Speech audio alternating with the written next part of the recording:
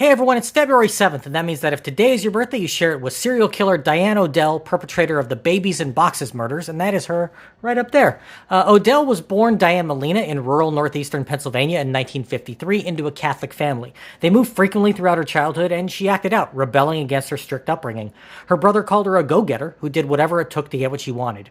It turns out she was much like Eddie Murphy's girlfriend in that she wanted to party all the time.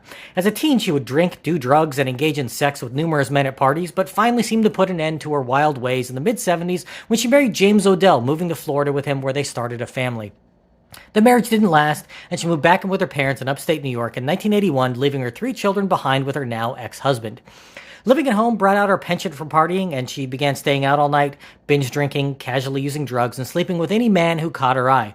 In 1985, she seemed to snap out of it, settling down with a boyfriend with whom she moved in, and the two ultimately had 5 children together.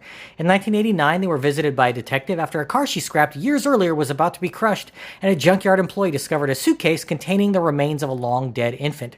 She initially denied knowing anything about it, but broke down under questioning and claimed that she had been raped by her father at the age of 16, giving birth to a stillborn baby, which she hid in a suitcase and kept in her belongings until she got rid of that car well over a decade later.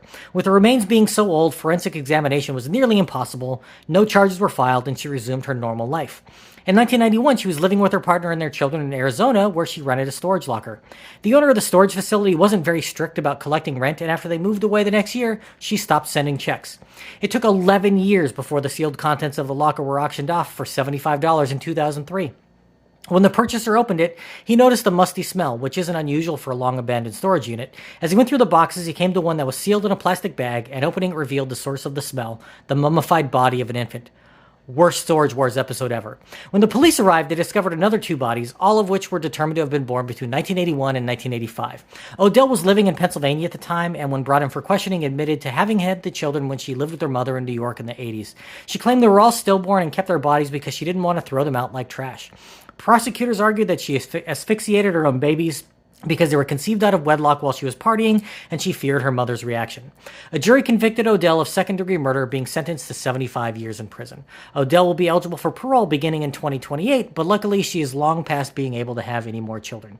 If this was your birthday, hope you had a great day. If you know somebody whose birthday it is today, please send them this video so they can find out all about their birthday twin. And to Diane O'Dell, I have to say, happy birthday, you bastard.